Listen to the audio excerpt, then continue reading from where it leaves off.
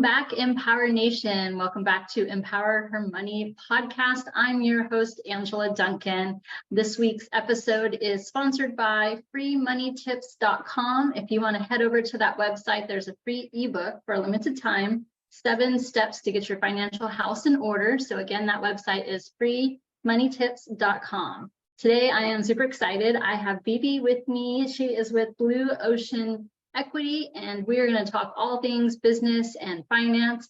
Bibi, welcome to the show. It's great to have you here today. Thank you for having me, Angela. You're welcome. So tell us a little bit about who you are, kind of how your journey began, and what are you doing now?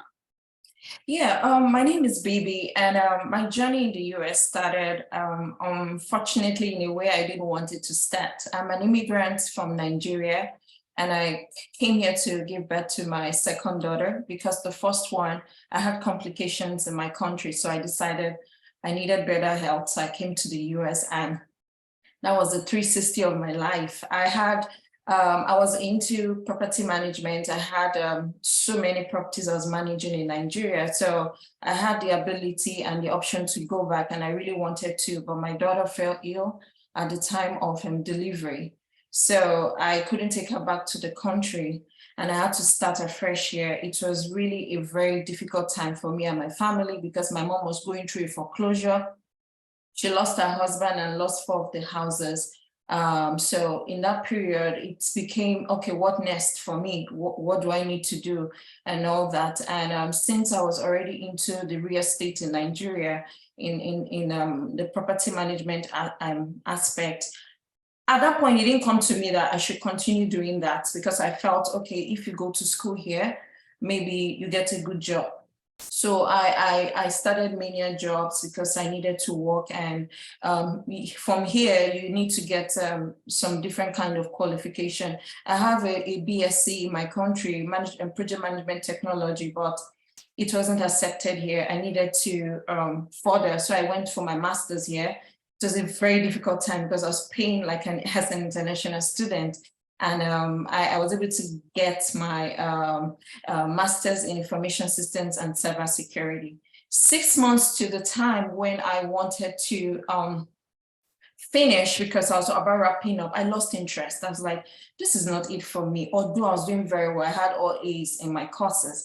But I was like, this is not it. I felt that emptiness. And remember, my mom lost her houses in the space of a few years. And I was like, if I knew much about the real estate in the US, I could have been able to have saved her and all that. So somehow God led me to someone, and I met my boss, my former boss, which is currently my business partner. And I went there to look for a security job as a guard in a construction site. But fortunately for me, it didn't have a secretary. I had to pitch myself for that role, and I became the secretary. From there, things started changing. I had to ask him if he knew anything about the real estate. Somehow I had to talk to him about it, and he decided, okay, let's go do it. But I went for almost a year to train myself on it. So that's really the background. That's how I started my real estate journey in the US. That's the background to my story. Wow, that's a very powerful story, and how you had to overcome a lot of difficulties to kind of power through to be able to get to the next level of success. And I love that you talk about, God too, because I am a Christian woman. And oftentimes when we feel like we might be at our darkest time and we turn to him, we know that he has a plan for us. It's just sometimes we have to just keep moving forward, right? You are so right. God was just in the middle of everything. At first, I didn't understand because I was like, God, how will you take me from level 100 and you bring me back to 0? Why? What's going on and all that? And it dawned on me that I remember I had a vision, and in that vision, I drew an empire. And what that signified at that time, I thought it was just a small goal. I never knew that it was bigger than what I thought. And God needed to change my environment for me to achieve that next level. But he had to, first of all, humble me, bring me back to the lowest of the level. It was a training process between me and God. And I believe that God led me all through from that point to where I am right now. Very nice. So I see you have your book behind you. Talk about a little bit how you got involved in being a co-author and the name of the book too. Yes, the book behind me is The Powerful Female Immigrant. It's about different women, their sufferings, their sacrifices, and how successful they've become, especially the immigrant women. We go through a lot, and these are things people don't understand. We do not have the same leverage or the same background or the same starting environment like the Americans do have. We come here and we are sometimes victimized. Sometimes you have to start from scratch. Sometimes we have to get re-educated even after getting education in your country. Sometimes we just need to go through the very difficult aspect and start all over again. So we'll find out that we're about 25 of us that wrote this book, and all of us are successful in what we are doing. And that is very interesting because we know that where we are coming from, it's where we are coming from is a difficult place for us, and we just have to succeed, so we just have to do everything possible to ensure that we will not fail, and we can't fail. It's not an easy path, but God has been faithful. Yeah, and I love it. I love that it's different stories from different backgrounds, how you all had to overcome some difficulties in life to get to that level of success, which success for everybody is different, but that you all came together and you're putting together a book that kind of gives other women, hope that no matter where you're starting in your career, no matter what you've come from, that you can put in the hard work and then you can get to a level of success, whatever that means to each person. So that's awesome. So where can someone find the book if they wanted to check it out? Oh, yes, it's one of the top selling on Amazon. So you can go on Amazon and just type in Powerful Women Immigrants, you'll get it. It's very affordable, and I encourage everyone to get a copy. Yeah, awesome. So you've been through quite a bit. If you could give someone a piece of advice, maybe they're coming to this country for the first time and they want to help build their career or build a business, what advice would you give to someone?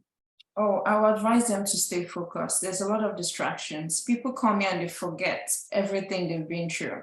They just come in here and just flow with the rhythm. No, you can't flow with the rhythm. You just have to be focused. What you came here for was to get the American dream. Stay focused and you will get there. That's one of the advice I will give to them. That's awesome. So if our audience wants to get in touch with you, Bibi, what's the best way that they can kind of follow your journey? I like Instagram and Twitter. I'm on Instagram at Bibi_Ofiri.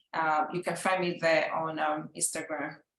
Awesome. Ofiri is Ofiri. So yes. Ofiri. Awesome. So final question, like to have something fun at the end. If you could pick one super talent or superpower, what would you want to have and why?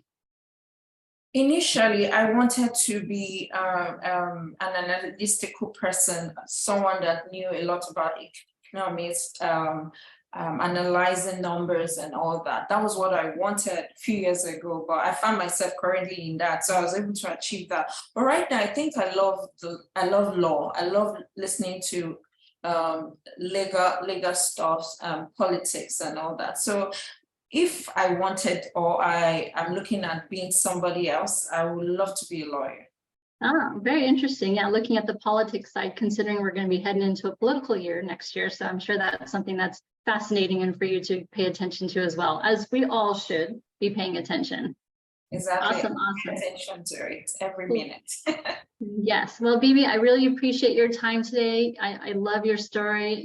Thank you very much for sharing it here with our audience here at Empower Her Money podcast. Look forward to talking to everybody next week, where we bring another female entrepreneur and we interview to give you the best business and money tips. Thank you so much. Thank you for having me.